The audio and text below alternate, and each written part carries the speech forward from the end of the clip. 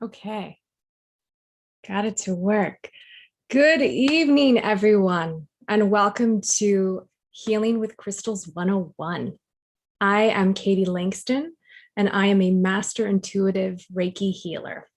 I have been a healer for over 10 years, working in the metaphysical realms for a very long time, and I am so excited to share with you the power and potency of the crystal kingdom and lots of different unique ways to use the crystal energy in your daily life how to harness crystals, the ins and outs, the 101, all that you need to know of maximizing the power that crystals hold.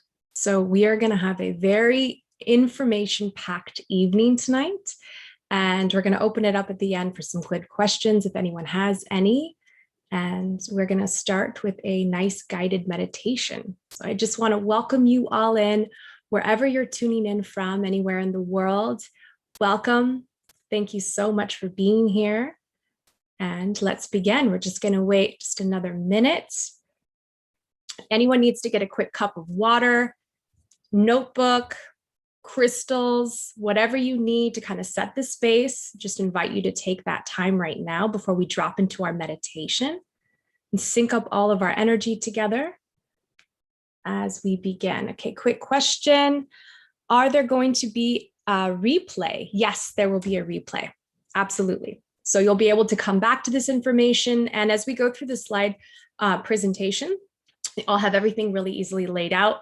Please feel free to take pictures with your phones of the slides so you can have that. So sometimes, writing everything down with pen and paper doesn't always work. So I invite you to open it up with slides to take those pictures. I'm just getting everything set up here.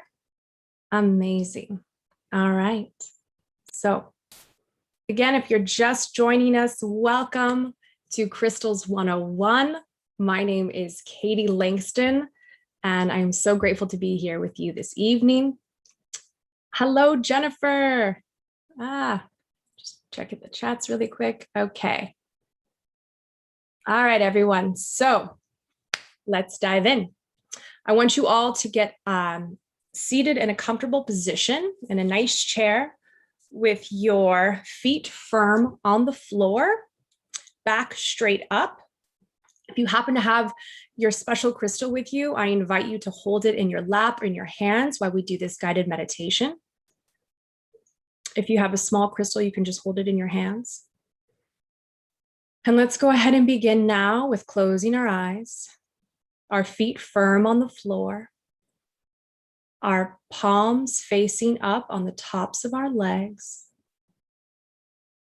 back nice and straight, and just taking some nice deep breaths, grounding our energy in, breathing in through the nose. And as you exhale, just releasing any tension, any stress held within the body. And as you exhale, go ahead and give a nice release, a nice sound as you're just letting everything go, just the weight from the day or the week or whatever is heavy on your mind or within your body. As you exhale, you are fully releasing and pulling this out. A couple more deep breaths in through the nose, breathing into those tight spaces in the body. And exhaling, fully letting go. Couple more together. Deep breath in through the nose. And letting everything go with a big exhale. Really squeezing everything out of the body. Tightening the stomach as you squeeze all of the air out. Big inhale in through the nose. Breathing in deeply. And just when you think you can't take any more air in, just take another couple sips through the nose. Hold at the top for a second. And let go. Beautiful. Continue to keep the eyes closed as we start to sync up our energy here this evening. Open up our minds for clarity and receptivity of new information, new ideas. Aligning our hearts with our divine truth. And we're now going to bring grounding cords in to anchor and root our energy in. It's a really simple grounding practice that you can do anytime during the day when you just need extra support to ground your energy. So bring your attention and your awareness to the base of your tailbone, the bottom of your spine, to your root chakra. Out of the base of your tailbone, I want you to envision, feel, or just be present to a root growing out, coming out of the body, whatever shape, size, color, allow it to be whatever presents itself. And allow this root to start to move through the chair below you, move down through the floor beneath your feet, going through the layers and materials of your home as it starts to swiftly make its way through the first layer of the earth, starting to slowly drop down into all the layers of the earth. Now envision 2 roots coming out of each of your feet.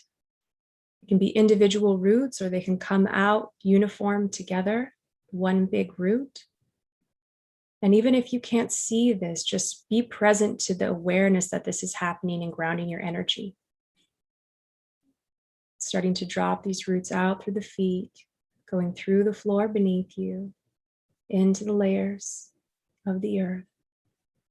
Meeting the root now that came from the tailbone, from the spine.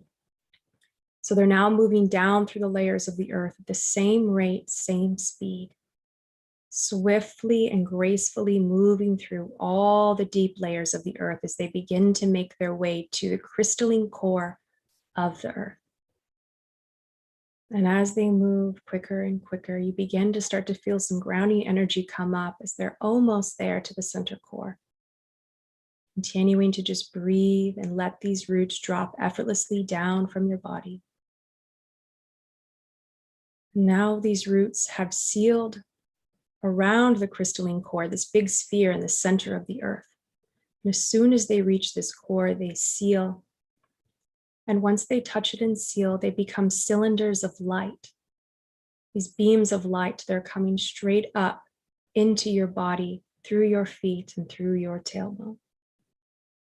And once these columns of light have been created, grounding energy from the earth begins to move up, coming in now to ground all the cells in the body, ground the organs, ground the mind.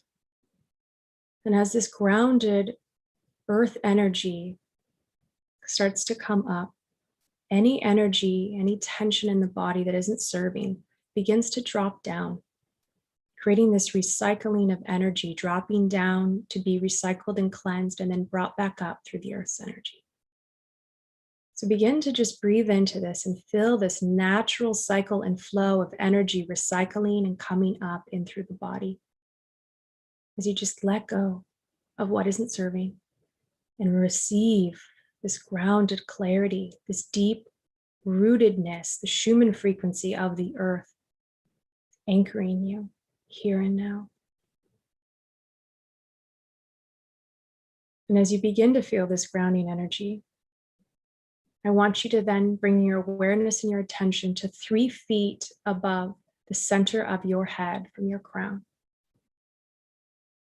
There is a big, bright ball of golden light, liquid golden light, glistening above the top of your head.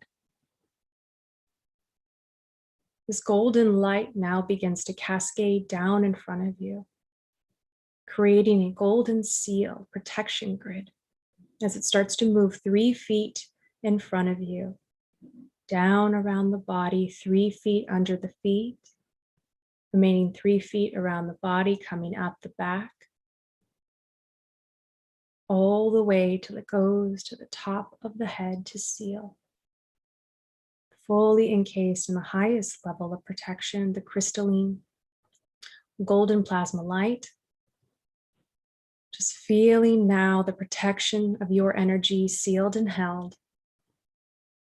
Just taking a moment and breathing that in.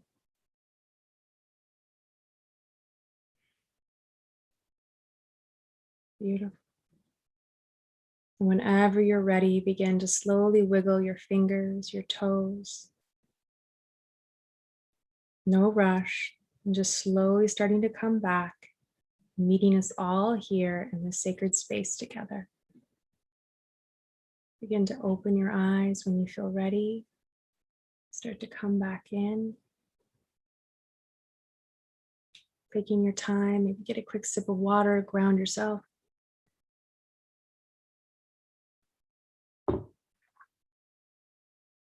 Beautiful. Welcome back. I feel so much better already. Amazing. All right. So let's begin. I'm going to pull up the slides for this evening as we start to dive into crystals. But before we begin, I'm just curious, since I can't see all of your faces, really let's utilize the chat tonight so we can keep this interactive experience going. So is anyone here familiar with crystals? Some of you might be experts. Some of you might be your first time even hearing about crystals in this material. So in the chat, just feel free to drop in your level of connection, how often you've worked with crystals, what you know about them.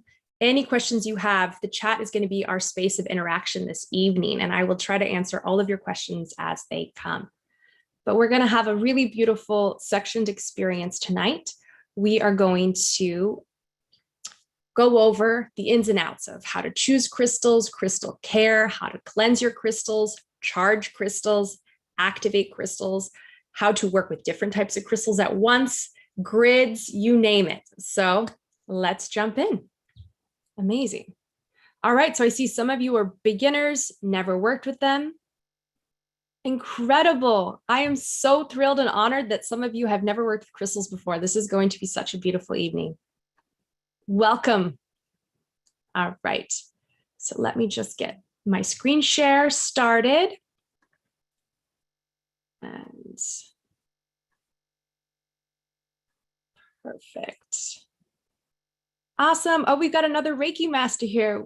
Awesome. Welcome. Okay. So can all of you, someone in the chat can just let me know if you see the screen share. Stop this and just go to the chat really quickly. Back one.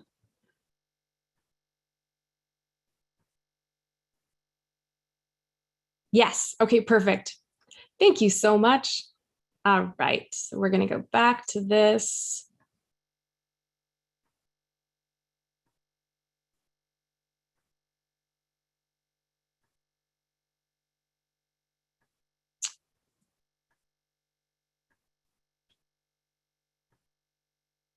All right, we got it. Perfect. So, Crystal Healing 101. Welcome, welcome. As you can see here, this is amethyst crystal that I showcased to start, which is one of my most favorite crystals. I'm just going to move this out of the way so that I can see. Just not. 1 second. There's always a level of technical difficulties when we're working in the metaphysical realms with things, I swear. 1 second. When we do a screen share, you're not able to change the direction of the crystal. 1 second. Okay.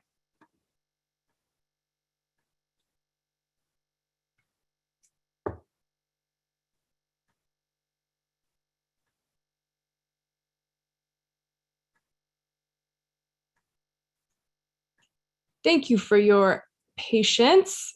Let's see here if I can get this to work before it goes down.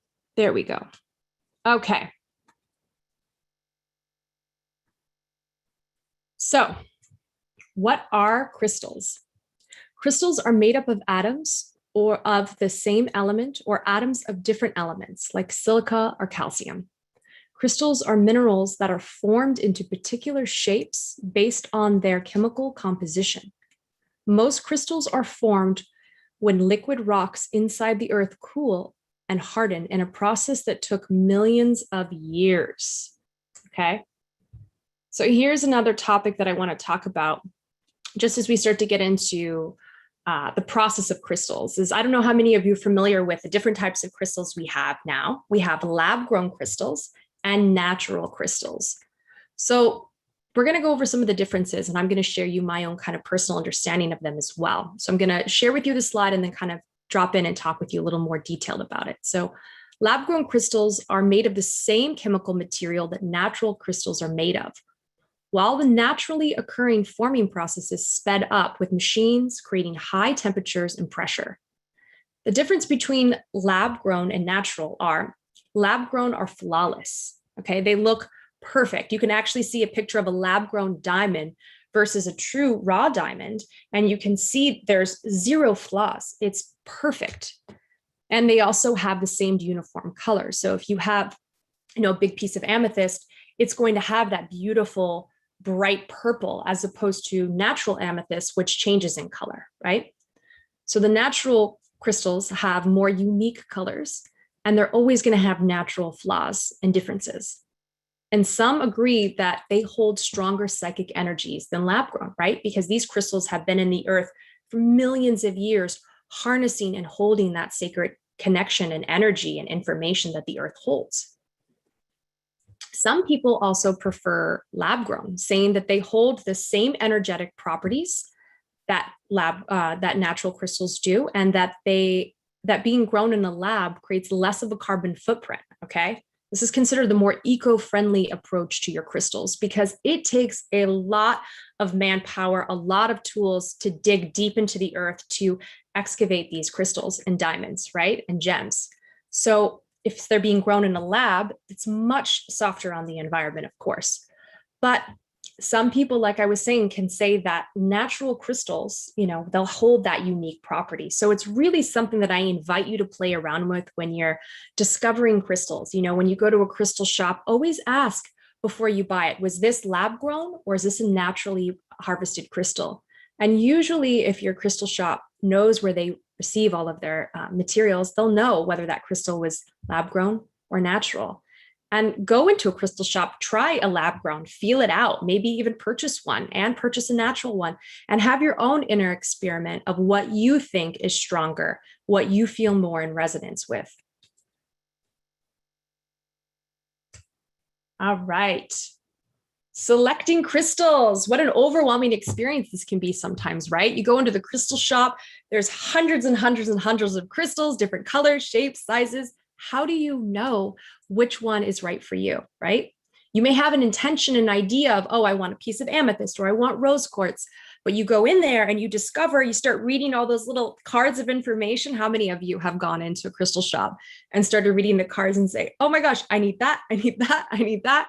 This happens to me all the time. So how do you know when you go to a shop exactly what crystals are going to be right for you, right? So whenever you're selecting crystals or anything metaphysical, always use your intuition. Let your intuition be your guide, okay? And be open to letting the crystal choose you. I can't tell you how many times I've gone into a crystal shop and I was so sure of something specific I was going to get, and I was pulled in a completely different direction. And then I was in the experience of, okay, that crystal is actually the one that I'm supposed to work with.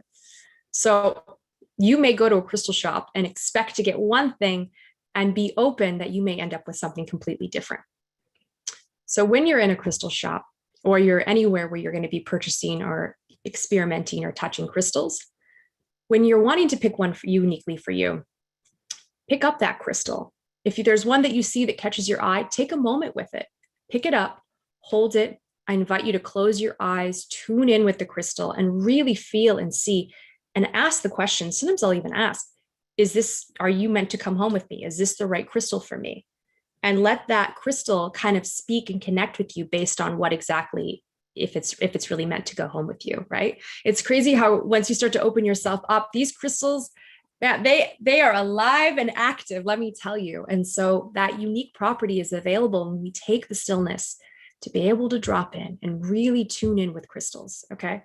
And if you're going for your first time to a crystal store, take your time.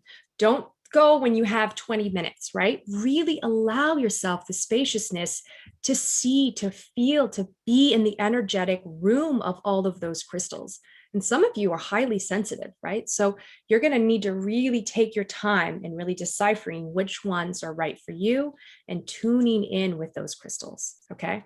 So make a day of it, right? I'll go to crystal shops for like a whole day, right? And just really feel, connect, and tune in to exactly which ones are meant for you. And every crystal shop, by the way, will have a book that I'll recommend at the end as well, but it's called the Crystal Bible, or they'll have some type of a book that will be loaded with information. So you may find a crystal you know nothing about, go grab one of those books and pick it up and look into it and see. You'll be so shocked and surprised by how spot on that crystal was with exactly what you energetically need for your life. It's unbelievable. It happened to me many times where I'll just randomly grab one and not familiar with it. I'll open up the crystal book. I'll go into the section of where it is and I'll read about it. And it is exactly what it is that I need in my life. And so it's quite profound how these crystals communicate, connect, and choose us in a sense when we are open to receiving. So have fun with that, right? Really see which ones stand out to you. And also a fun thing to do, especially if they're all laid out on a countertop, is take your left hand and just close your eyes and let your hand kind of glide over all of the crystals. You can either notice that your hand will start to drop down over one particular crystal or an area of crystals, or it will actually, you'll feel an energy coming up, a vibration or tingling sensation when you're over a crystal that's right for you. So you get to kind of also open up your own intuition as you go into these crystal shops and tune in, tap into that part of yourself and really see the clarity and connection of the crystals that want to work with you. Just be open. I invite you to have fun. Crystals are all about having fun and play. So let's say you come back from your shop, you found your perfect crystal, the exact one that you want. What happens next, right? So crystals, the powerful thing about them is that they're absorbers of energy, right? So if this crystal has a very long journey that it went through before it made its way into your home and your life, right? Many hands have touched that crystal, especially if it's been in a crystal shop. It's been surrounded by different energies. Many people have probably touched and imprinted their energy into that crystal. So when you get home, the most important thing, first and foremost, to do is cleanse your crystals, okay? Bringing them back to their natural potent properties. And this can be done in many different ways that I'm going to go over. Super, super important. When you get a brand new crystal, step one, cleanse, cleanse, cleanse. Like I said, there's a lot of unwanted energy that just needs to be cleared out so that you can tune in to the sacred, unique properties that crystal will hold for you. So first thing to do, and I'm going to give you different examples of what you can do. Pick and play with which ones are right for you. I'm definitely going to say if this is a crystal that you know for a fact has been through many different hands, has been all over the place, the salt water one is going to be ideal for your first time cleansing it. So first thing that you can do is you can smudge your crystal, okay? So smudging is done with sacred smoke. You can use Palo Santo. I'm seeing just a couple messages come up. I'm unable to check the messages while I'm on. Let me see if it'll let me do that. Okay, chat.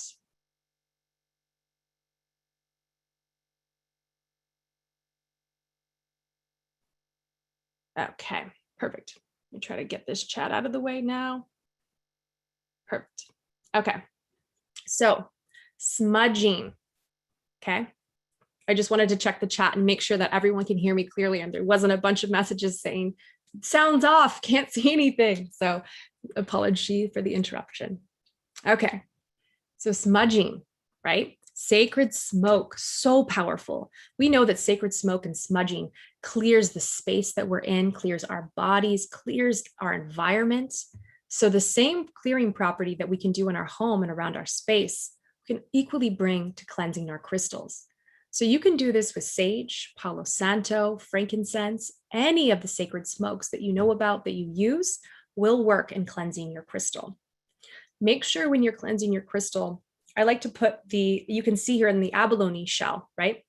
So the sage, I'll burn nice amount of sage. It's really pouring up in the abalone shell. And I'll take the crystal and I'll rotate it around so that every single tiny part of the crystal is being touched and bathed in the smoke.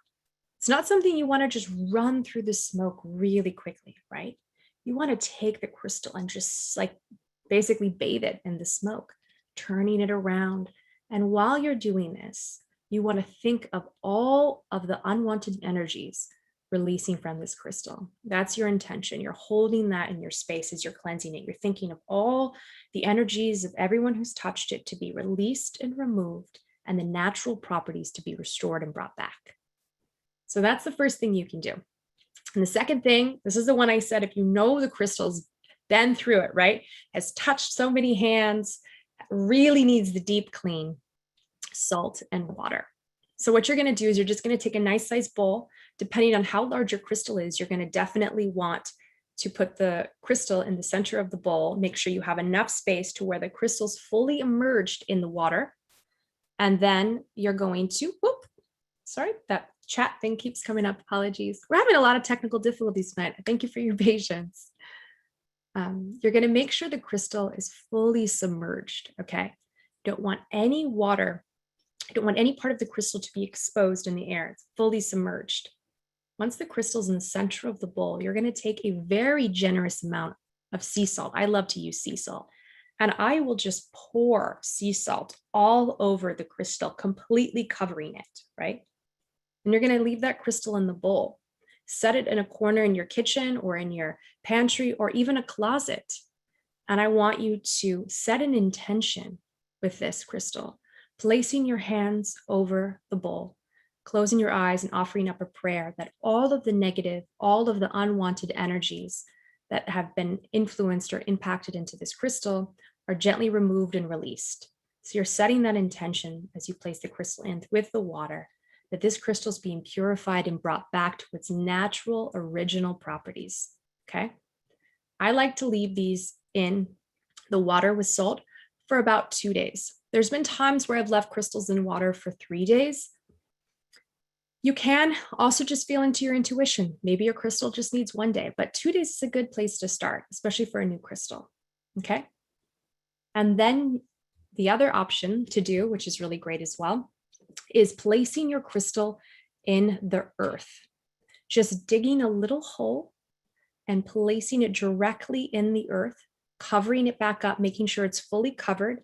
Of course, leaving a marker so you know where your crystal is, and just setting an intention with your hand over the crystal that it's being cleansed and purified with all of the energies that have been absorbed and bringing it back to its original state, right? This is a really powerful way to purify the crystal.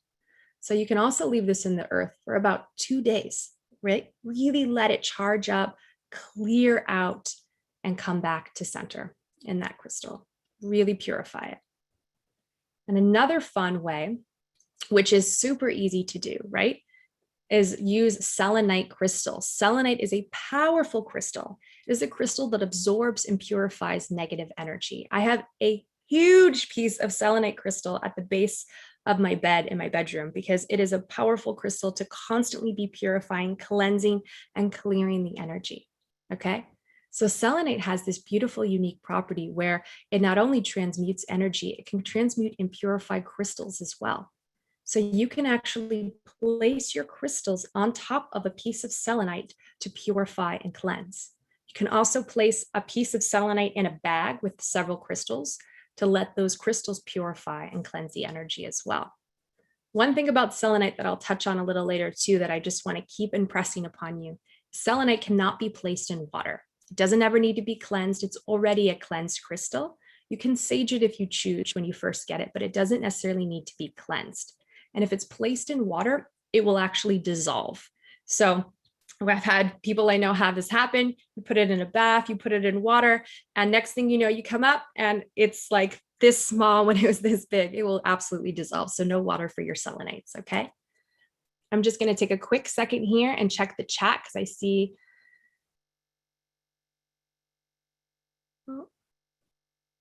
Excuse me, we have somebody here that's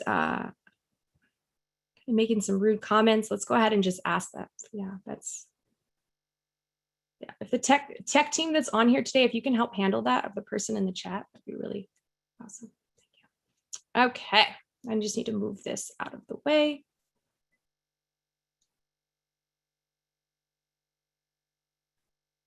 I can't see the chat when I'm in the middle of this, so I apologize for this person. So the tech person that's on with me tonight, if you could just block this person. This is just really inappropriate. They're writing a bunch of negative things into the comment section. That would be really helpful. Thank you so much. Awesome. All right. Wow, we've got a lot of energy here tonight, everyone. There's a lot moving and shaking. Is everyone doing good? Everyone here with me still? Hopefully everyone's feeling well. Yeah, okay. Oh. Sometimes there's these nights where there's just a lot coming on. So after you, thank you for that. I apologize for the rudeness of that text. Just breathing back in with you all. We just come back to anchor. Thank you. All right. So now that you've cleansed your crystals, right? You've removed all of the energy that is not serving and bringing them back to their original potency. What are you going to do next? You get to charge them, right? There's so many amazing ways to charge your crystals, to really imprint what you do desire to cultivate and use with that crystal, right? You get to also set your intention into the crystal of the purpose that you brought it into your life for. You get to imprint that purpose and intention into the crystal, okay? So here are some amazing ways charging up your crystals. I'm sure some of you have heard of the first one, which is moon energy, right? Full moon, new moon. How many of you have done moon charging with your crystals? I have many, many times, all the time, right?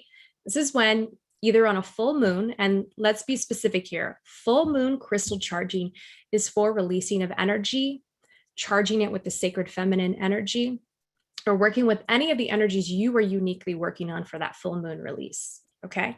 So bring your crystals out, fully cleansed and ready to go. I like to lay them out outside where they're going to have a nice amount of moonlight all night, okay? And as you lay them out, you're going to just set the intention of exactly why you're working with that moon energy, whether it's for the full moon or the new moon. So let's just say it's full moon. You want the releasing energy. You're going to lay specific crystals that are helping you clear out unwanted energies in your life, purifying, cleansing the mind, releasing things that are no longer serving. And you're also wanting to maybe bring in some sacred feminine energy, okay? This is the time. Set that intention with those crystals while they're laying out there. Let that full moon charge them up. And they're also being charged with the energy and potency of that full moon. Have fun when you're looking into the moon calendar, because each moon, full moon and new moon, represent different energies. We're constantly having different astrological events occurring at the time of these full moon and new moon, right? So really tune in and see where's the moon at and what other astrological energies are at play, and the imprint and the energies of that specific moon. Because you can really harness some deep, potent power when you're starting to play around with this alchemy, right? This energetic alchemy. So then you can also play around with new moon, right? This is when the moon is completely dark outside. You can still place your crystals outside. There's still energy being received. New moons are all about creation, new beginnings, manifestation, what you want to call into your life and cultivate. So set that intention as all of the crystals are laid out that evening, and leave these crystals out for full moon and new moon charging all night, the entire night. And you can even leave them out just a little bit into the morning. You want to be mindful though, if you're working with citrine or amethyst, if they're exposed to the sun for too long, it can definitely fade the color of the crystal. So I've had this happen where I've had a beautiful piece out, let it, kind of in a window seal, receiving sun all day, and it definitely diminished the color. So citrine, I know for sure, and amethyst are very sensitive to sunlight as far as affecting their colors. So just be mindful. You don't want to leave it out for the entire day, but let some sunlight activate those crystals as well, bringing in that powerful sun energy in the morning. This is a fun way to work with the moon energy. Another way, similar to what we were just talking about with cleansing the crystals, is putting them in the earth to charge as well, right? So the earth, this is where they were birthed. This is where they're from. This is the potent energy of Mother Earth. So same technique, bury a small hole, place the crystal inside, and you can also add flower petals, special herbs that you're working with that will be supportive roles for that crystal's unique properties. Bury the crystal, keep it in the earth for 2 to 3 days, and let this purifying process of charging, grounding, anchoring this crystal back into its strength and power. This is a great technique to do. And this is a fun one to just have this kind of creative experiment with and try. And I like to play around when I'm working with all of these techniques, and I invite you all to do the same. Try them all out and see which ones you find the strength in, whether that's moon charging, earth charging, which cleansing techniques you find are stronger for your crystals. This is your discovery and your process of really finding out which one of these techniques is going to be the most potent for you. So this is a great one specifically for Qi Life. Our next one is the Qi Coil. You guys know you can charge your crystals with the Qi Coil and with the frequencies. All you have to do is put your Qi Coil out, place your crystal on top of it, or place your Qi Coil on top of your crystal, and run whatever frequency you desire to charge that crystal. So whatever unique energy you're working with in your life that you're wanting to use your frequencies for, equally bring that into the crystal. And a really cool way to deepen this energetic power is to choose a crystal that is going to be a match for that frequency. So let's just say, for instance, you're working with a protection crystal. Well, you're not going to want to do an amplification energy, or a grounding crystal. You're not going to want to do an amplification energy. You're going to want to have a matched grounding energy. So really try to match up the crystal's properties with the frequencies to really maximize the potency of that energy. So it's a super fun one that you can do. And then, of course, sacred sites. Any sacred sites. And it doesn't have to be sacred sites, these big monumental statues all around the world. These can just be sacred sites that are unique for you. Maybe it's somewhere in the forest or somewhere you love to go hiking that holds energy for you. Bring your crystal here to charge. Maybe it's a creek or a body of water that you're connected to. You can bring your crystal there to charge it. You can also bring it to sacred sites as you travel around the world. I had this really powerful experience. I was in Peru and I was up in Machu Picchu, and I had this powerful piece of kyanite that I had with me my entire trip. And I actually brought it up to Machu Picchu, placed it into the earth, did a bunch of work with it there. And then there's a water system running through the entire city, basically, of Machu Picchu up at the top of the mountain. And this water has been running through this grid for ever since it was created, thousands of years, who knows really how long, right? So I placed my crystal in the same running water where they used to receive their water from here at the sacred site, and just charged it there. And let me tell you, that crystal to this day from that trip still holds the potency and power of that journey. I'll grab it out from time to time and just tune in, and it just transports you, right? So there is power to bringing these crystals to these sacred places and working with them, okay? A very fun thing to try out and play around with. And of course, charging with bodies of water. So whether this is a river or an ocean, I suggest running water. Sometimes certain still lakes can be stagnant energy, stagnant water.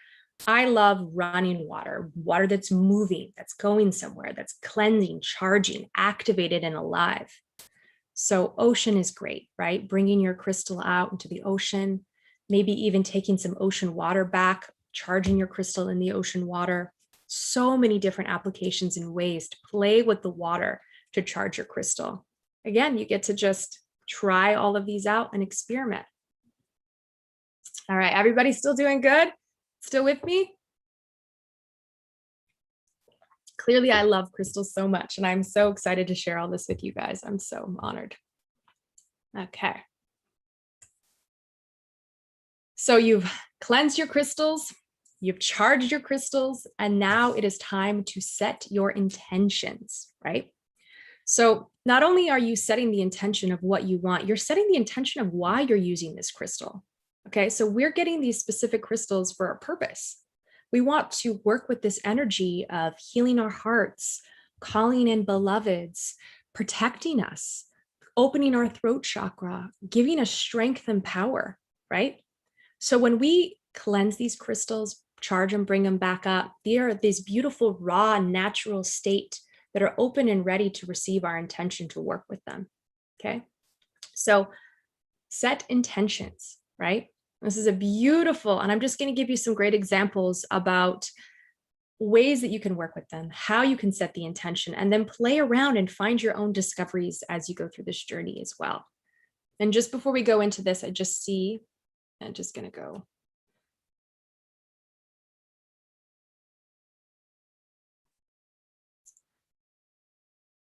It is such a complicated journey to touch the chat, move the chat up, and then also come back to these because I can't see my cursor. So I just wanted to drop in, make sure everybody's following along with me and just tune in, making sure. Okay, so someone had a quick question. They said that I'm scared of leaving it in the open. Can they be in a bag or box or covered in a tray? Absolutely. You can definitely do that. You can cover them, whatever you feel safe doing. You don't ever want to feel scared or worried that the crystal's going to be taken or something's going to happen. You want to follow something that's going to make you feel expansive when you're working with this type of stuff. Okay. So if you're feeling scared or you're finding a way like, oh, that doesn't work for me, I need to do X, do that. Do what makes you feel the best. And then one more question says, how do I go about using a crystal to help me struggling with my job? I have stepped down from management role and I'm struggling with whether I should stay with the company at all. Great question. We will go over that of some ways to manifest with crystals and different crystals that are coming up. So we'll touch on that. And if your question is still not answered at the end, please put it back in the chat and I'll go back over it. Someone said, yes, I was in Machu Picchu too. Beautiful, Jennifer. Yep. It's so powerful there. And quick question is, what's a Qi Coil? Is there a certain one you suggest? So a Qi Coil is the signature energetic device from Qi Life. It's a beautiful, I'll pull one out here in just a minute. It's a beautiful toroidal shaped power force, really, that harnesses frequencies, PEMF frequencies, and plays them into the body, into the space in which you're in, and equally can play them, the energy and frequency, into your crystals. So I invite you to check out the Qi Life store if you're not sure what Qi coils are. And that's a absolute fun journey down a rabbit hole of amazingness. So much to look at there. Okay, so I'm just gonna move the chat if I can out of the way. So sorry, these slides keep changing on you guys. Thank you for your patience. If only they made things a little easier as far as navigating the screen sharing at the same time as being able to manage the chat without having to exit the whole thing and start it all back up. So I really appreciate your guys' patience so much. Okay, let's see if I can drag this down without having to close it.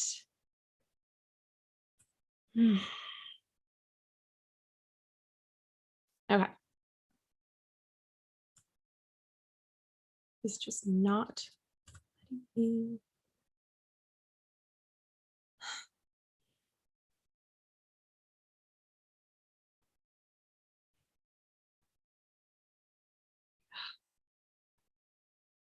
Okay, I'm just going to come up here.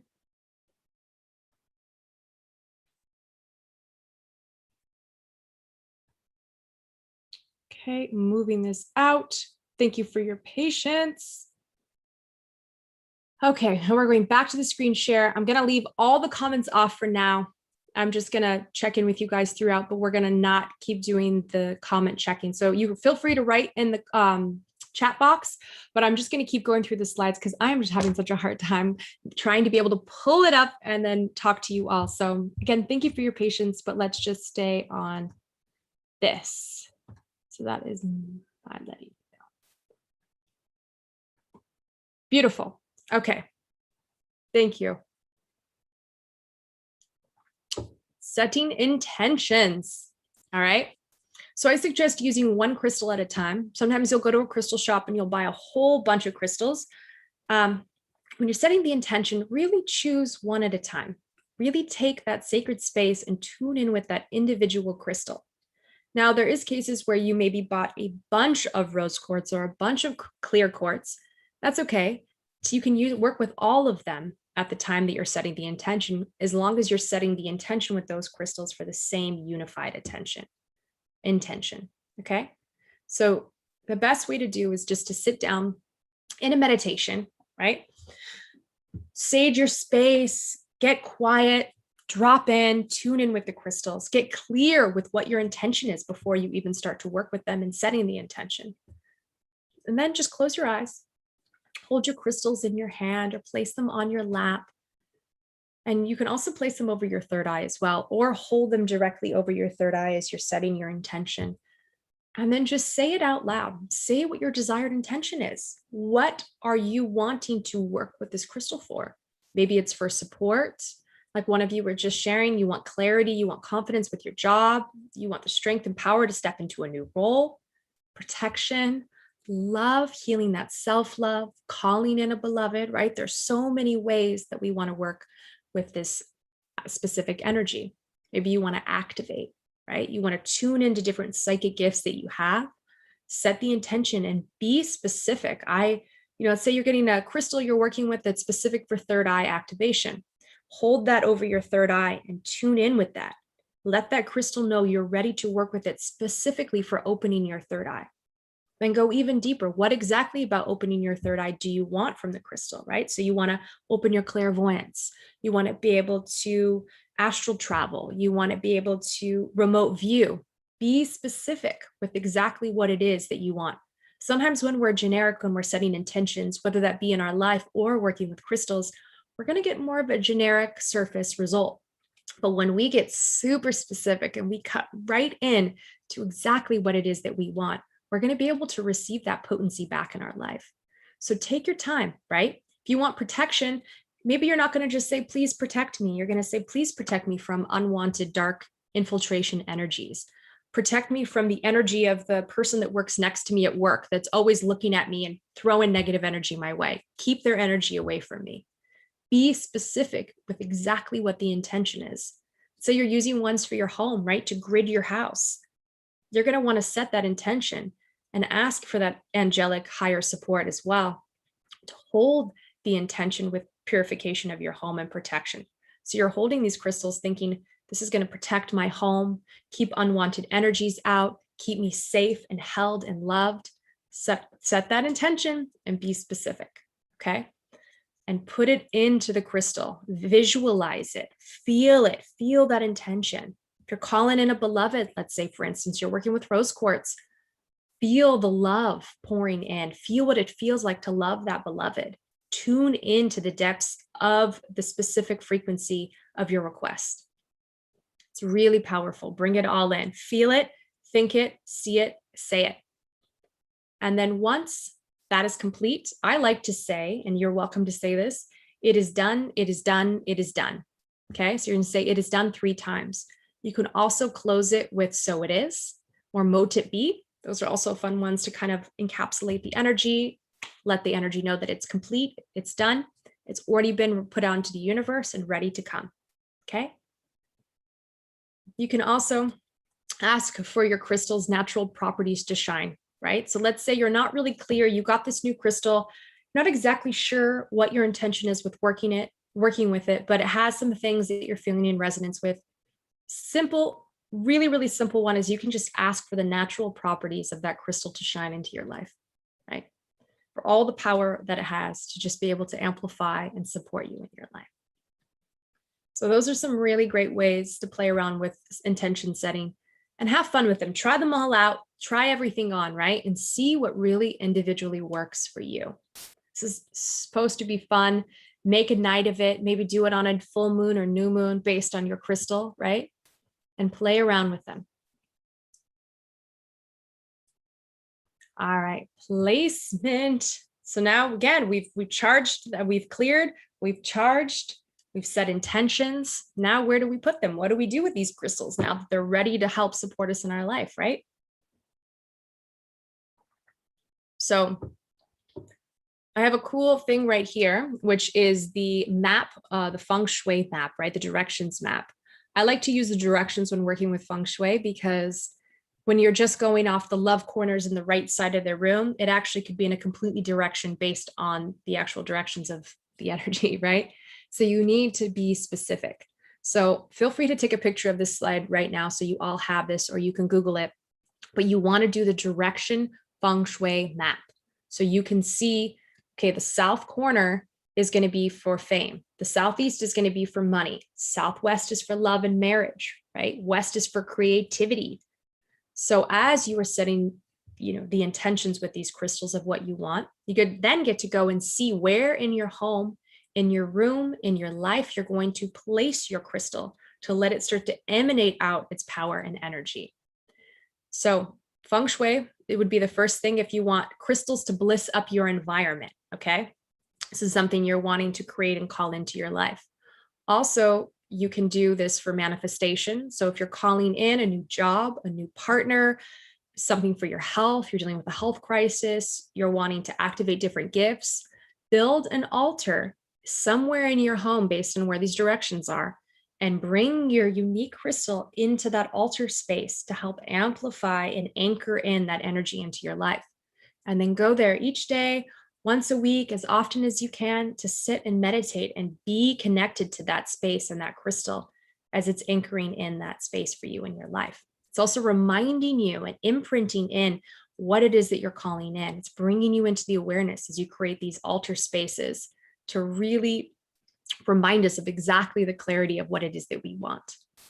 So feng shui is a great way to figure out where the crystals should go, right? I had a really interesting thing happen with my mom. Actually, she got a brand new citrine crystal and she charged it, in the moonlight, did the whole thing and ended up putting it in her room on the side of her bed.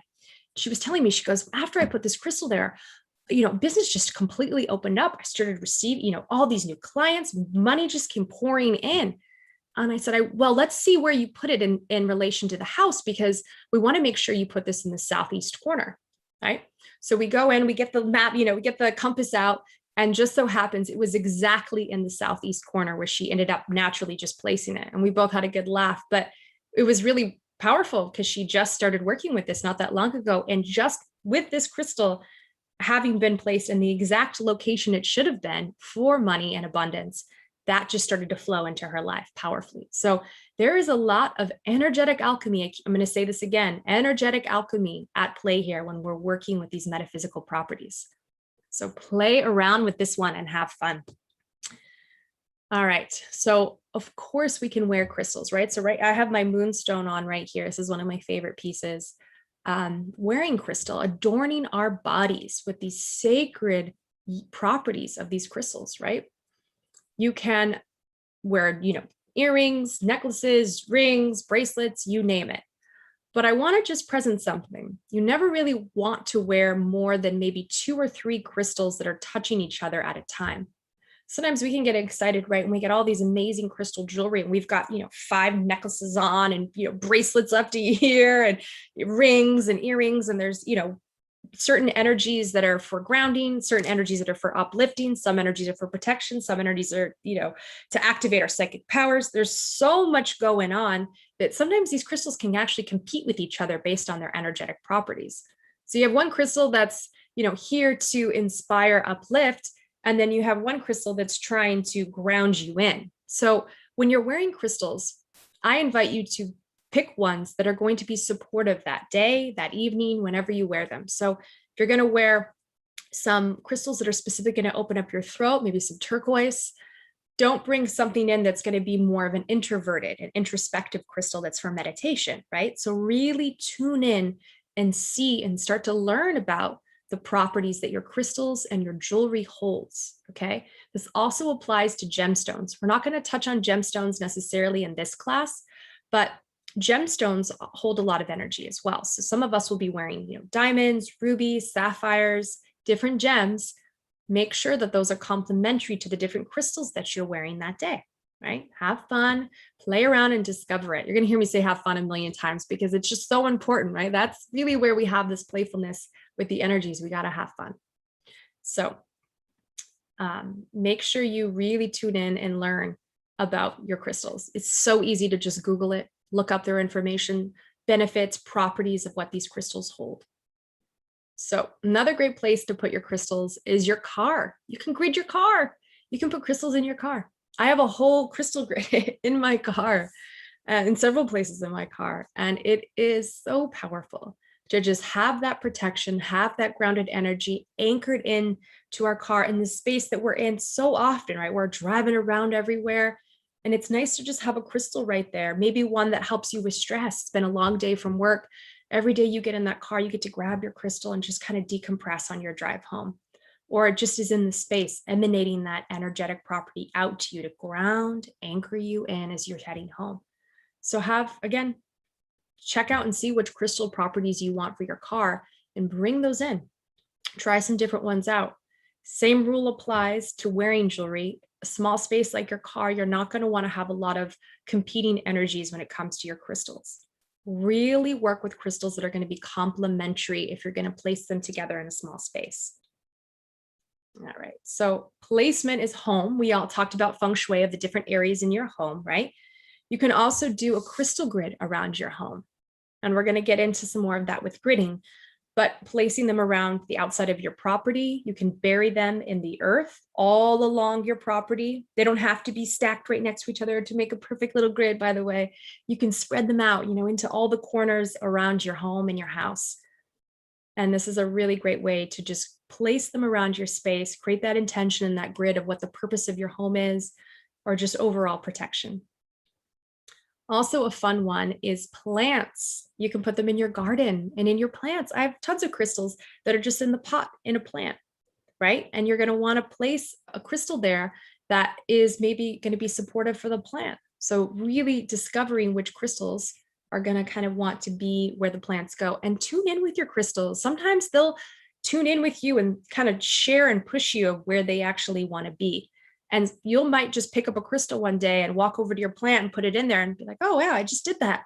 Trust that, right? You're just kind of being guided and shown of where to put your crystal, as well as all around your house. I've grabbed crystals up and, just kind of intuitively started placing them in different directions. I wasn't intentionally getting a book out or thinking about, oh, it's got to go here, got to go there.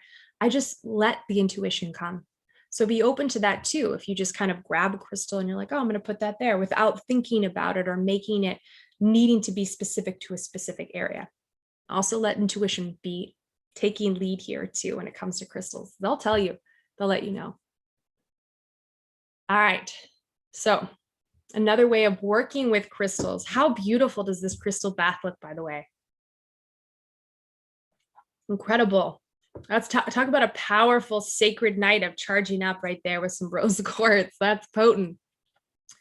So an amazing way to work with crystals is taking baths, right? Putting the crystals in your water.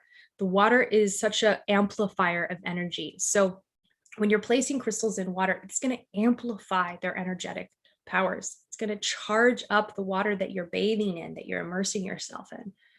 So this is a great way to really play and work with your crystals. And again, rule applies for all ways when you're working with multiple crystals at once. Make sure they're complementary. Don't want to put two competing crystals into your bath. Really focus on one type of crystal or two crystals that are going to work well together.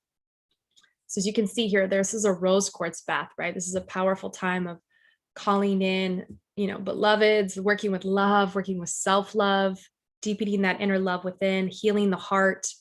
This would be a great space for that.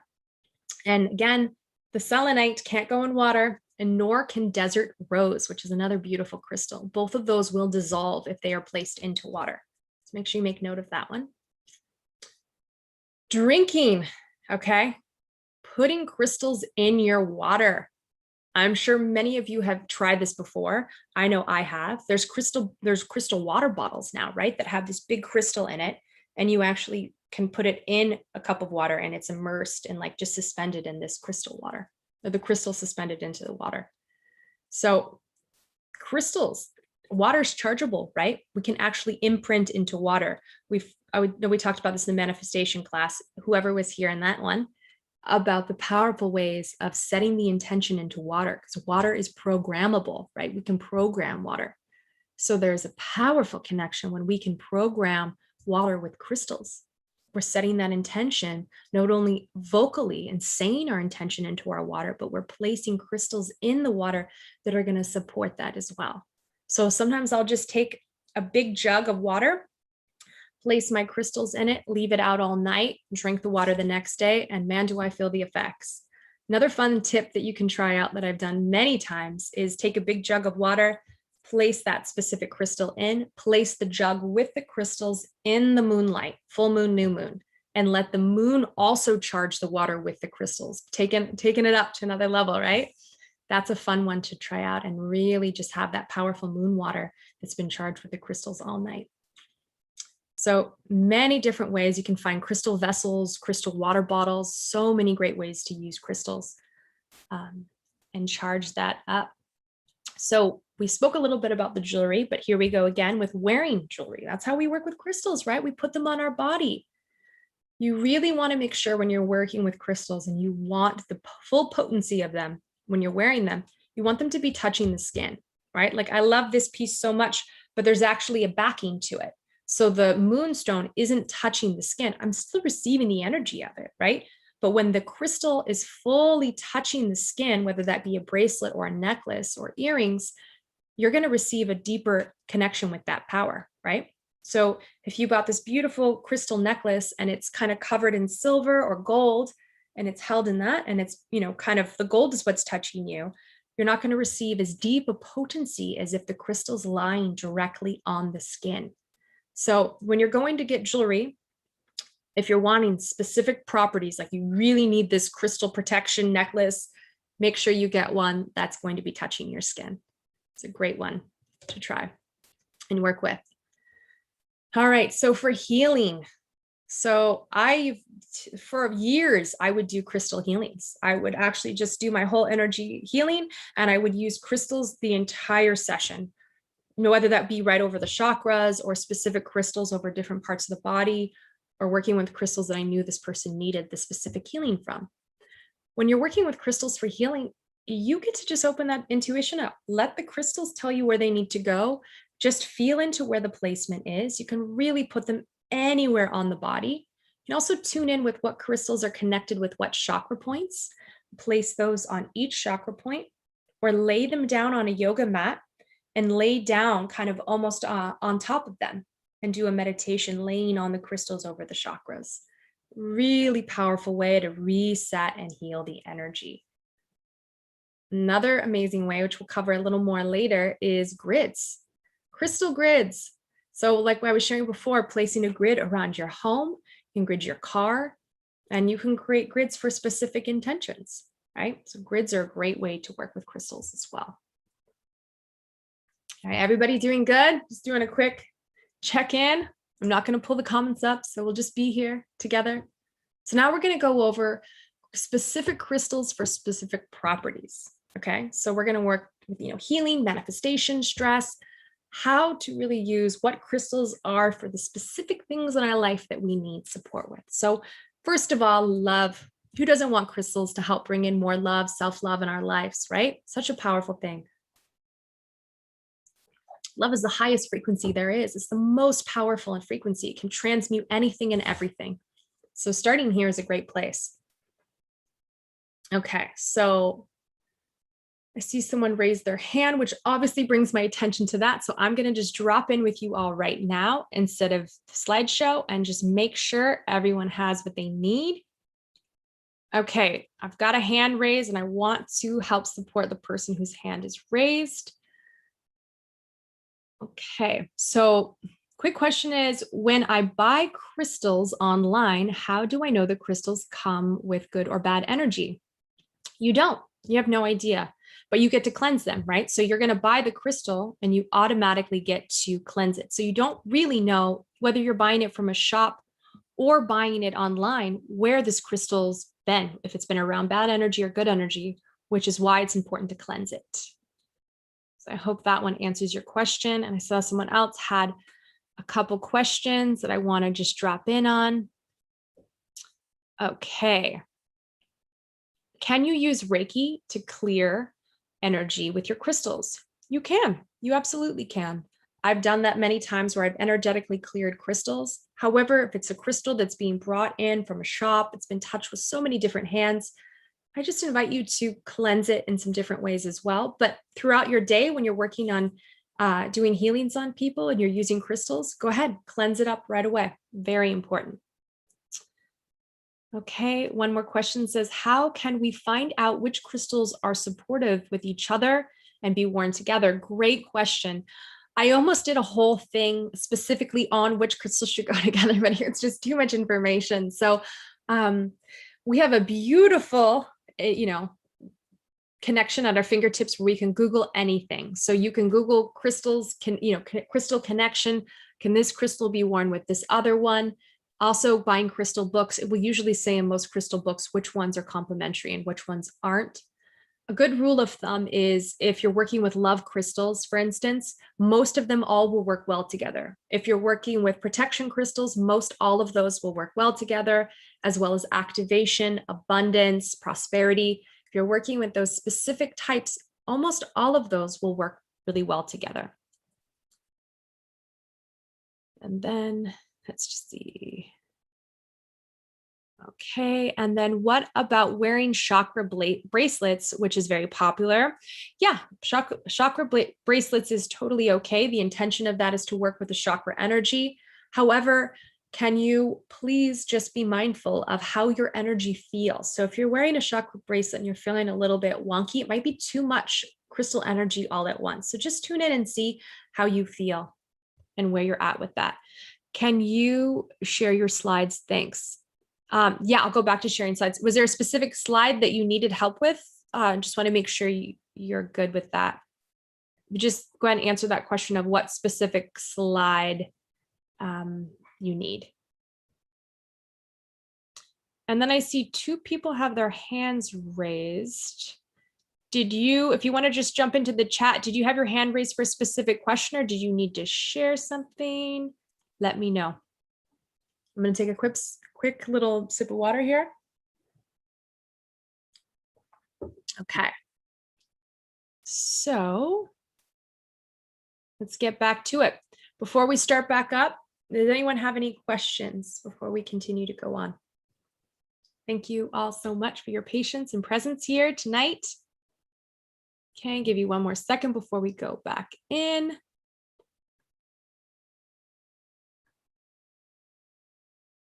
I wanted to just touch on one more thing before we start back up, which was just about using crystals for healing.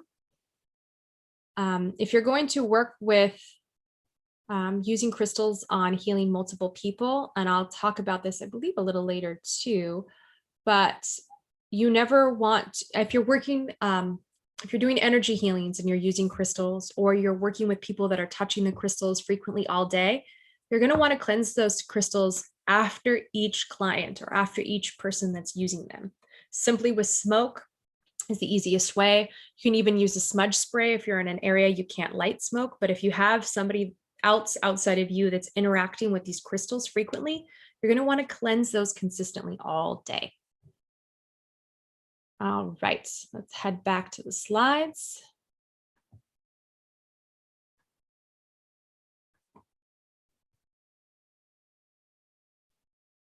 All right, crystals for love.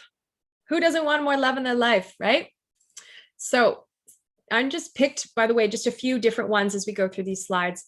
Have fun, look into all the different crystals that would be beneficial for love, okay? Or any of the topics that we're going to cover. But generally, rose quartz, number one, right? Number one love crystal for self-love and for your calling in beloveds, working with love energy. Rose quartz is great for healing the past, balancing love and compassion and romance. And we have pink agate, which promotes love and harmony, bonding, emotional strength, and eliminates negative energy. We have peach aventurine, which protects from negative energy, easing overthinking, worrying, and anxiety. Jade for healing and gentleness, opening the heart chakra, bringing luck and love. All right, so this is our love one. Feel free to take a picture of this screen as we move on to the next one. Then we have crystals for abundance, right? So we've got citrine, aventurine, carnelian, diamond, topaz, ruby, and cinnabar.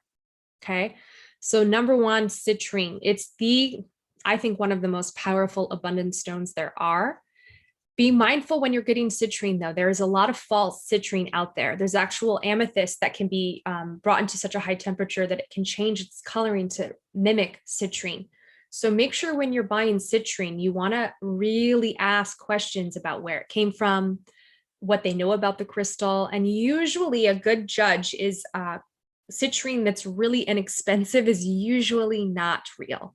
Citrine's a pretty expensive stone, or crystal. So you want to be mindful when you're purchasing that. If you find this big, beautiful piece that's $30, it's probably not real citrine. So you want to look for citrine that's actually real. And you don't need a huge chunk for all of these crystals, right? You don't need to get, geodes and these big pieces. You can even just start working with small crystals, okay? So citrine's a great one. And some of these other ones, I'm not going to necessarily read about all of them, but you can study and pick up on all of them as you work with them. They're powerful, abundant stones. All right, and then we have protection. These are the powerhouses for helping you with protection energy, right? So feel free to take a picture of this. Google, do your research on these specifically to find out all of their unique properties for protection. But we have amethyst, pyronite, labradorite, obsidian, onyx, black tourmaline, and smoky quartz. And as you can kind of see, you'll see a theme a little bit here. So the love stones will usually a lot of times have pink in them, right? And abundant stones will usually be a yellow or a green. You'll find that similarity. And protection a lot of times are the darker colors, right? The black, more smoky, dark colors. So there's sometimes there's some similar themes there. If you're in a crystal shop and you're like, oh, there's this dark color crystal, what does it do? Good chance it might be for protection. All right, manifestation. And you'll see too, there's similar crystals in a lot of these areas. So these crystals are universal. They're not just for one specific thing. They can be used for so many different purposes and intentions and hold very diverse properties. So amethyst, such a powerful one. I just want to touch on these ones. So this one's for manifesting spirituality and wisdom. It's one of my most favorite stones to work with is amethyst. We also have citrine, which we just spoke about, carnelian, which is for manifesting creativity and movement. Really good kind of moving the energy, getting the energy going and charged up is carnelian. Clear quartz, amplifier of your intentions. Clear quartz is one of the greatest ones because clear quartz is it holds so many unique properties, but it's also a crystal that can be so deeply programmable, right? You can really program a lot with clear quartz. It's one of the crystals that one of my spiritual teachers shared with me that you can actually program other crystals into a clear quartz with certain intentions and alchemy of working with them. That's how open to receiving intention setting they are. Rose quartz for manifesting love. And apatite for manifesting inspiration. Okay. Now here is some crystals from the crystal kingdom for stress relief, right?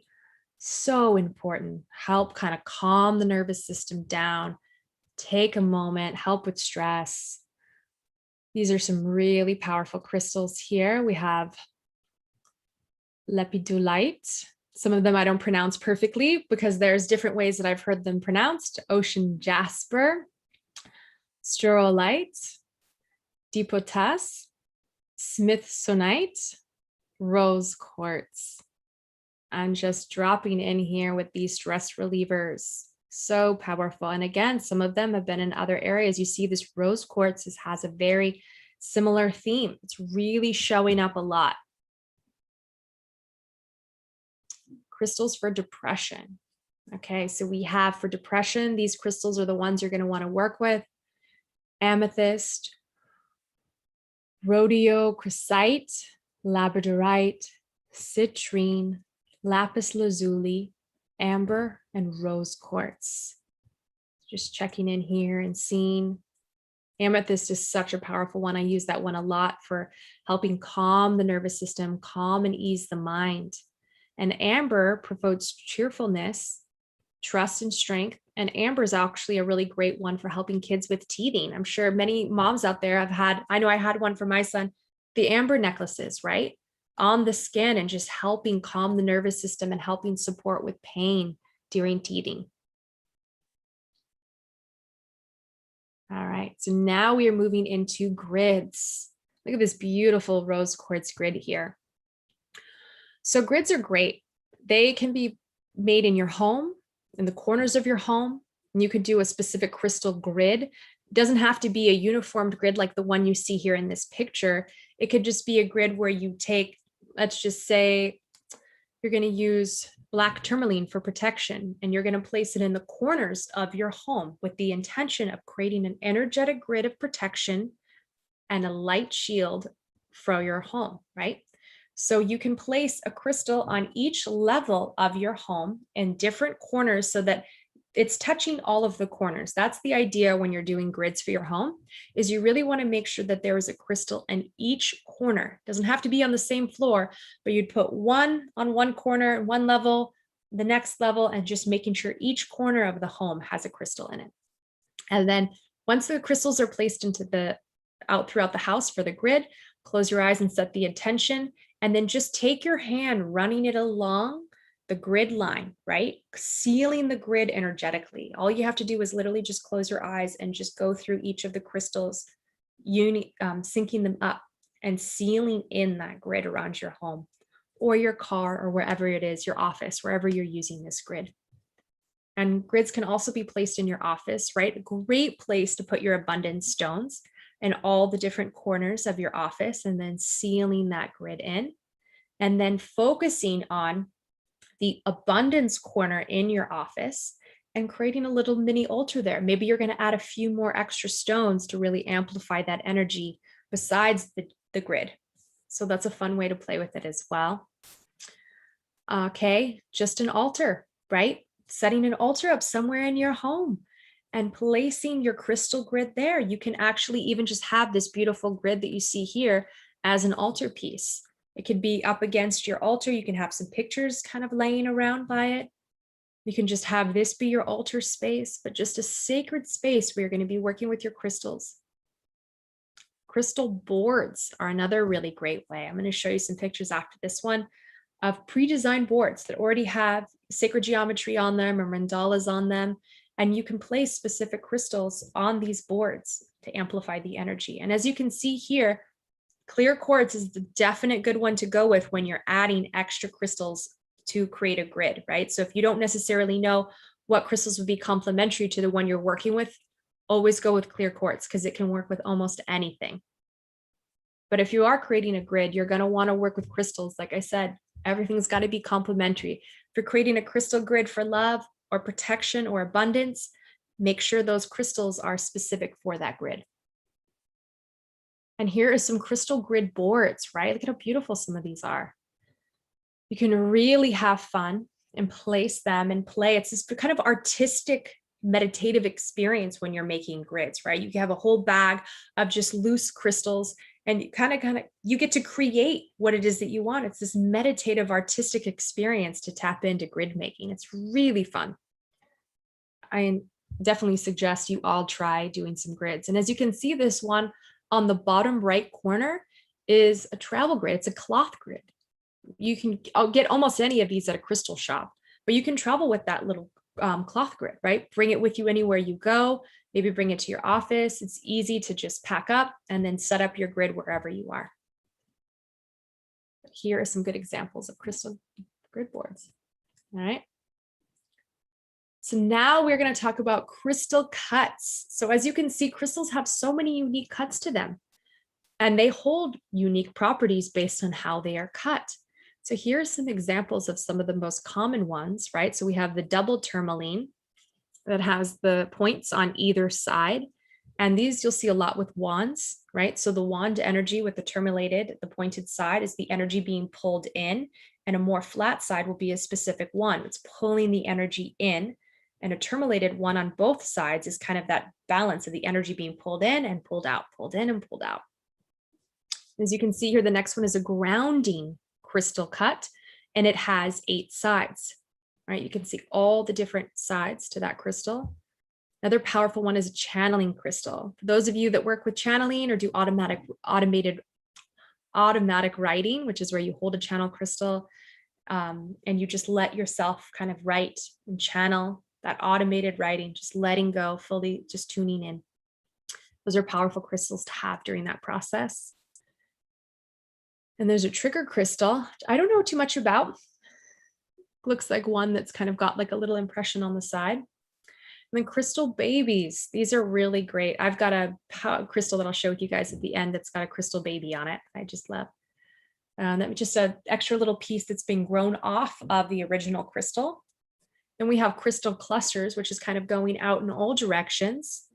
Then we have the Isis cut, which is specific energy. And you can look up all of these cuts to see the unique properties that they each hold. You see the Isis cut has 5 sides to it. And then we have the record keeper. Now this part's kind of cut off, but I found a picture where you can see the record keeper. It has little pyramids inside the crystal. So as you can see in this picture, there's these tiny little triangles, these pyramids, right? Held with inside the crystal. These are record keepers. These are really special ones. These are ones that hold deep ancient wisdom, is what they say. So these are really powerful ones. And then you have a self-healed, which is a self-healed boundary crystal, which has some sort of a cut and opening, right? Opening the energy out to be able to permeate more. And then you have the twin, which is 2 crystals that basically grew right next to each other, very similar in size. And the window, which is just a tiny little window that's been created right here. And opening up. And here's just some more points that you can see. Also, there's geodes. I'm sure some of you have seen some big geodes. Those are the pieces that have the actual rock formation still on the outside that have been cut, and all of the crystalline pieces on the inside. And this one here is the Isis crystal up close, Isis quartz crystal formation. It's like a terminated quartz. And you can see that perfect cut right there, pulling the energy in. And then one that wasn't covered was the inclusions. You can see the little cuts inside this one here on the bottom, right? And then the phantom, which will have different layers of these crystals inside. So much energy, right? And all of these cuts have so many unique properties. So there, as you can see, there's a lot of layers to play around with, a lot of layers to discover when working with crystals. So continued care, right? So you have all these amazing crystals, you've worked with them often and frequently, now what? So some of my suggestions of continued care is just to cleanse your crystals as often as needed. Some crystals need to be cleansed once a month, some don't need to be cleansed hardly at all, especially if they're not being worked with people constantly. Remember, if you're bringing crystals to work with you, or they're in energetic spaces with a lot of energy around all the time, you're going to want to tune in and cleanse those more often, but just feel in and see how often those crystals will need to be cleansed. And as I mentioned before, if you are working with crystals in healing sessions or with clients or other people throughout the day, you're going to want to cleanse them more frequently after each session, right? You don't want to bring the other person's energy from the last healing on the crystals into the new person's crystal healing, right? You want to keep the crystals purified and cleansed for each person. And like I said, just discover which crystals work best for you. All the techniques that we covered and shared, there's so much to work with. Just figure out and discover what is best for you. And as I mentioned many times over, and I'm going to say it again, some crystals don't work well together. So study up on them and see which crystals would be good working together. Book I'm going to recommend for all of you that's really great is the Crystal Bible. Super easy to find on Amazon. You can get it at any crystal store. That's the best place to start. It's, really easy one, really easy to understand, very clear descriptions of exactly the energies, placement, how to work with the crystal in this book. And you can discover many other books from there. There's one called The Crystal Kingdom, which is more about channeled messages from the crystal realms. There's books on crystal gritting. There's books on everything you could possibly think of when it comes to working with crystals. So again, discover, dive in, explore, and find out what is best for you. So we're going to go ahead and stop the screen share. I'm going to come back with you all here, and I'm going to share with you just in person so you can see. This is my most sacred crystal. This is a Lumerian seed crystal, and this has a baby on it. So you see this little piece that's just grown right here on it.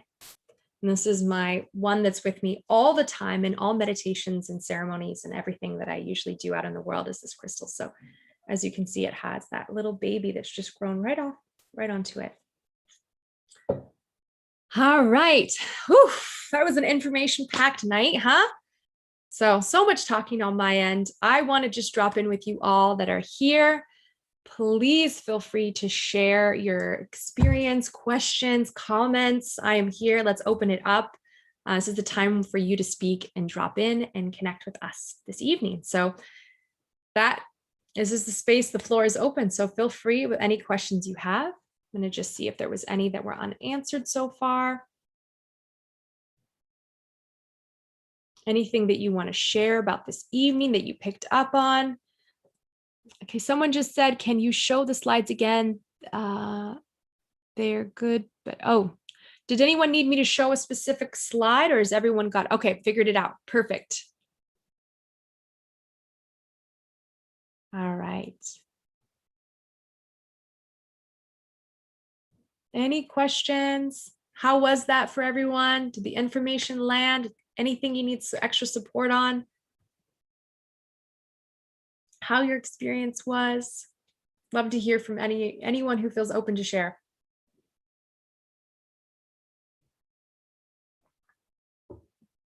Clearly, I'm very passionate about crystals. I've worked with them for so long, and I absolutely love sharing and diving in with them. And there are so many crystals, and there's so many crystals that aren't just the surface crystals like the rose quartz, the aventurine, the citrine. There's some pretty rare crystals out there that have powerful properties that I've actually had the privilege of being able to touch and work with for different experiences. And they hold such unique energy. So really start to discover and dive in on the powers of the crystal kingdom, because it's very vast and expansive. Okay, so someone said, just going to answer some questions now. Amazing. How can we work with the record keeper? It depends on exactly what you want to work with the record keeper and what type of a crystal you're working with. Is it a clear quartz? Is it a rose quartz? It would most likely be a clear quartz or a smoky quartz to be able to see the record keeping. So you're going to want to tune in more of the record keeping energy as this ancient wisdom, right? So it's hard to say specifically what the ancient wisdom is going to be. But general rule of thumb, it's going to just kind of be more of a channeling, intuitive journeying process, right? So you're going to have some deep meditations with those crystal keepers and the information that they hold. Okay. All right. Oh, and I also want to just say hi to all the YouTube viewers too. We have a lot of people here from YouTube. Welcome. All right. Yes. Yeah, someone just commented that it's all so interesting, very mind-blowing with all the information there is. It is a vast world, the crystal kingdom. There is a lot to play with. And sometimes we just go to a crystal shop and grab a crystal and we're like, oh, this is great. But there's so much more deeper layers and undertones there to work with. So it's really profound. All right, clear quartz, I just picked it up. It called me. And you've had it for 5 years. Now it wants to work with you. Amazing. Yep. That's a powerful one. Clear quartz. So much can be done with those. Okay. Someone said I wasn't able to take pictures of the slides. Is it possible for me to share? Yeah, I'm just going to wait until after the full evening and then I can share with you. Just so if I just want to, for anyone that's already gone through that, we'll just have you wait till the end and I'll bring the slides back up to make sure you can take the pictures. Okay, someone said, I wrote this originally in the question and answer section. Haven't heard of this, but practicing remote viewing. I was wondering if crystals can be used during remote viewing sessions. Absolutely. I would work with probably channeling crystals or crystals that are going to be more for activation. If you're working on remote viewing, for those of you that don't know, is a specific psychic ability of being able to tune in and view situations as they're happening, right? To be able to go wherever you close your eyes, go into the meditative state and actually remote view of live events that are happening here and now, wherever they are happening in the world, in the multidimensional spaces that we're in as well, far beyond this plane. That's remote viewing. So yes, you're going to want to work with specific activating crystals. And I would invite you to learn more about crystals for remote viewing, right? So start to learn and tap into that. Question from a YouTuber. What crystal is good for pain? I have neurological pain. Okay, that's a good one. I would start working with amethyst. Amethyst is really powerful for pain. It's a really good universal one.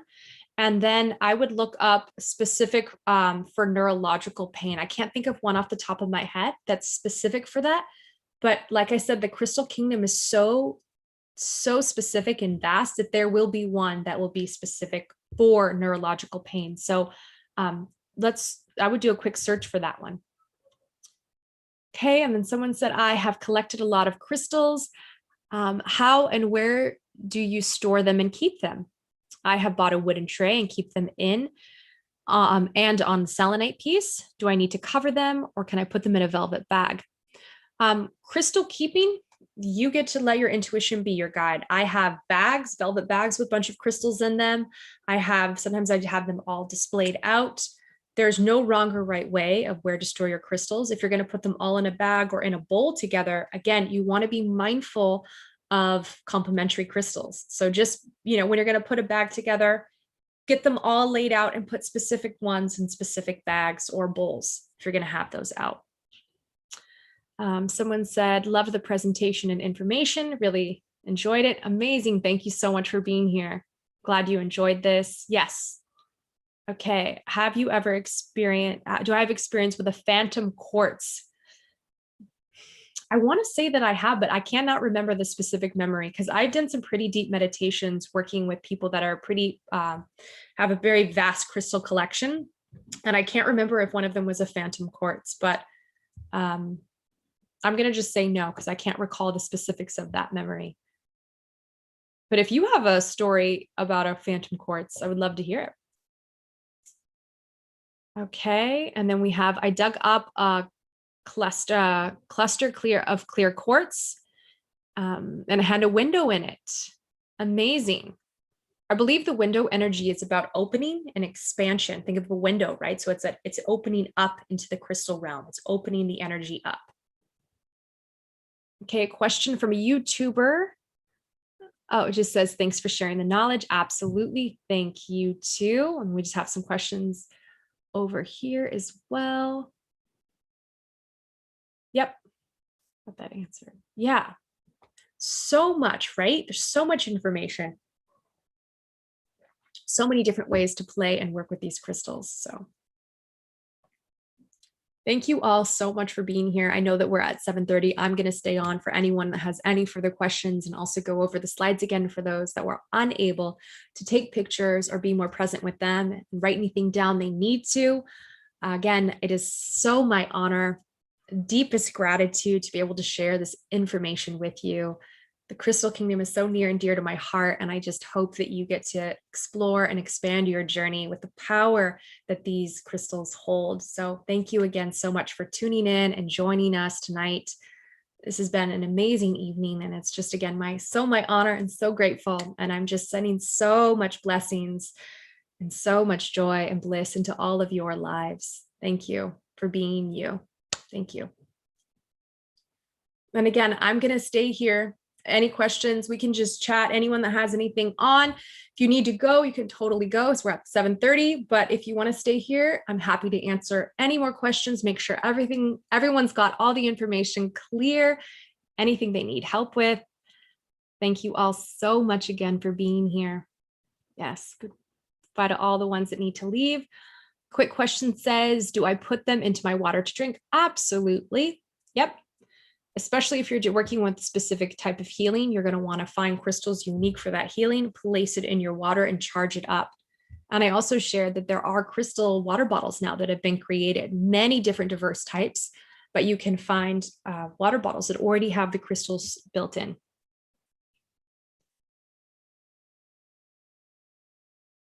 Okay, someone said I have a crystal quartz.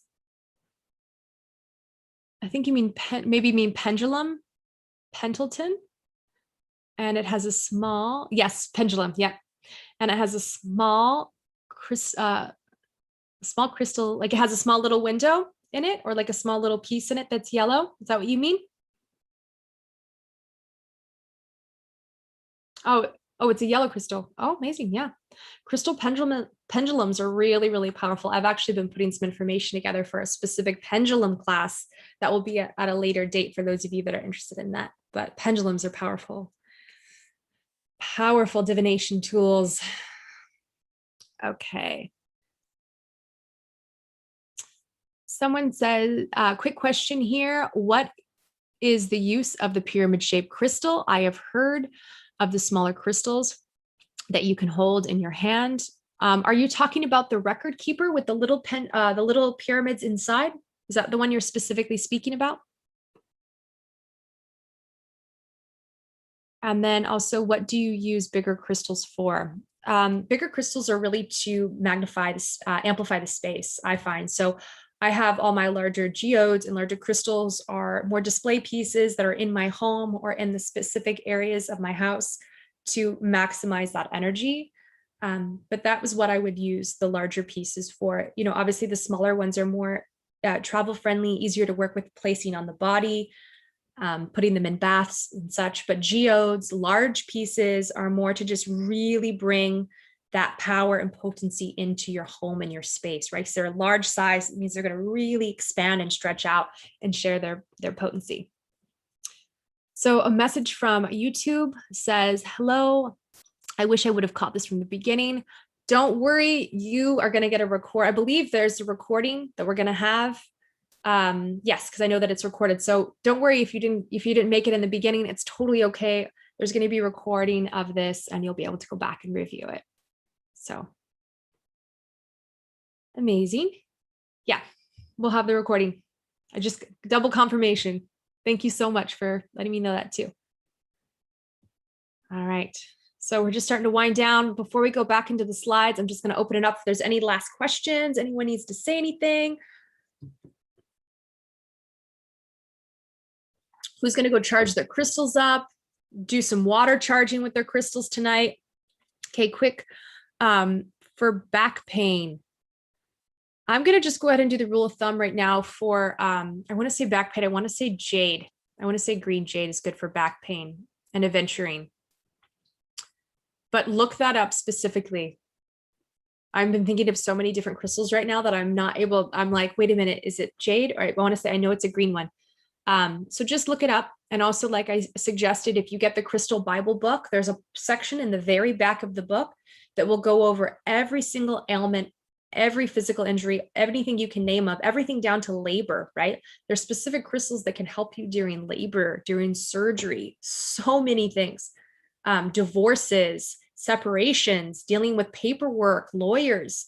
So they're in this section in the back of the Crystal Bible. You can literally go back pain and it'll show you all the crystals unique for that specific thing. So really the greatest book everyone can go home with tonight would be the Crystal Bible. You can get it on Amazon, I'm sure. All right. Did I miss the Qi Coil you talked about? Can you be more specific about the Qi Coil? I was just referring to the Qi Coil to be able to be used for charging crystals and adding the frequencies into the crystals. Oh, and two, by the way, you guys, if you go to the Qi Life store, there's tons of crystals there. So many crystal necklaces and necklaces that'll touch your skin as well, right? Direct contact with those crystals. Tons of great adornments, jewelry, and crystal pieces. So go check out the Qi Life store for your crystals as well. Okay, so one more question says, how do you find a crystal store?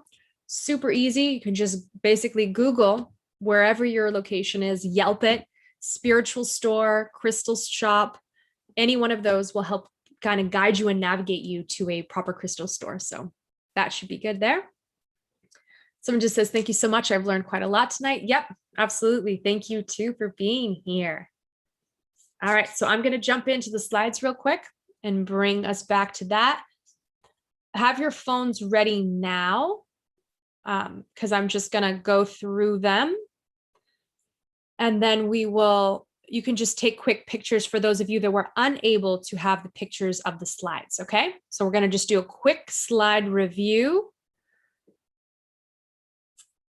All right. And again, if I didn't answer your question specifically, I'm not going anywhere. Please keep adding it in the chat. My greatest joy and wish would be for you to have all the information and to be clear and feel confident and have everything you need to be able to go out into the world and use this information. So if there's any area, any part where you're like, oh, I'm not really sure about that. What does that actually mean? Can you be more descriptive here? I'm here to help. So just my goal is for you to have the information. So, all right, let's go back to the slide presentation. have your phones ready, and let's do this. Okay, so this was the first one, what are crystals? Can also read so much great information about this. So I'm just going to go through these pretty quickly here. So let's be ready. Lab grown versus natural slide. Again, you can have a very deep dive of information to go more descriptive here. Then we have selecting crystals.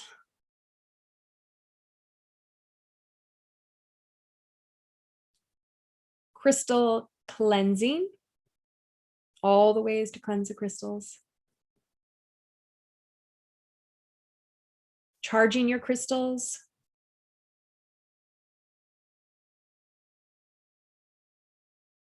Setting intentions.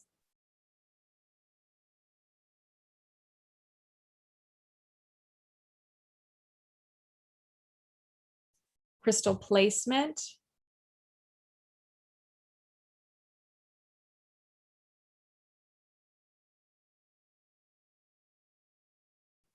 This is a good one to take a picture of. I'm going to pull up the chat too, because I'll be able to see it and do this at the same time.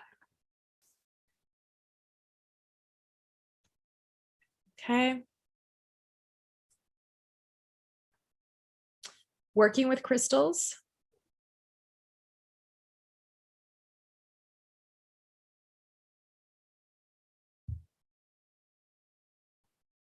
Crystals for love.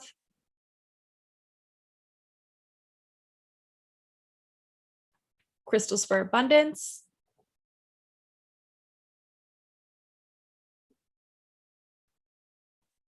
Crystals for protection. Crystals for manifesting.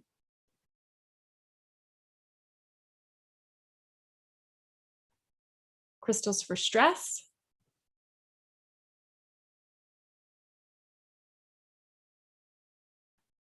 Crystals for depression.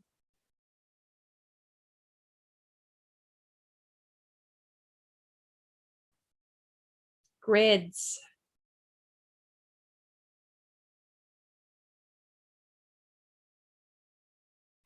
Some more pictures of crystal grid boards.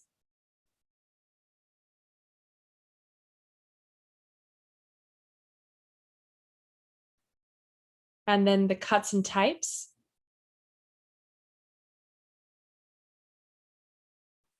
More specific with cuts and types. Another slide of that. And then continued care.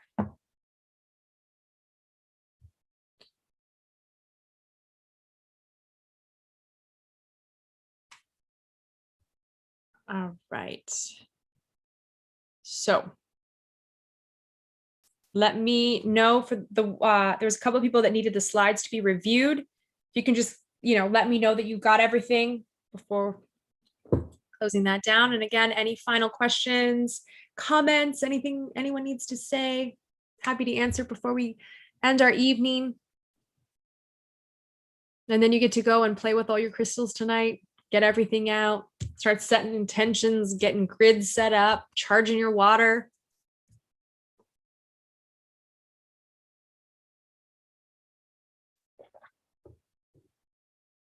Awesome. Yes. Thank you too. Thank you. Yes, they are so important. Someone was just saying, I had no idea crystals are so important. They are so important. They are such powerful supporters.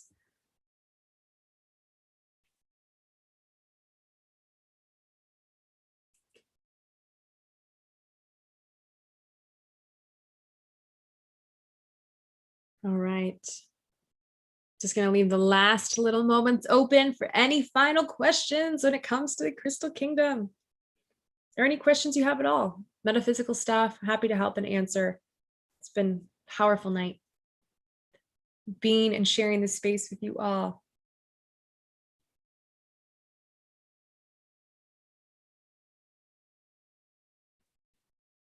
Okay, let me see here.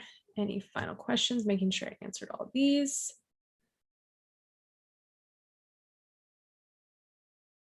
Perfect. Okay. Then that is it. That completes our night. No further questions. Thank you all so much. Again, sending you so much blessings, so much love and prosperity and joy into your life. May the crystal kingdom shine upon you, and may it work with you in such intimate ways to help support, heal, and lend a hand in this earth incarnation, and sending so much positive energy your way. Thank you for being here with me. Thank you to Qi Life for hosting. Blessings all around. Have a beautiful evening. Take care, everyone.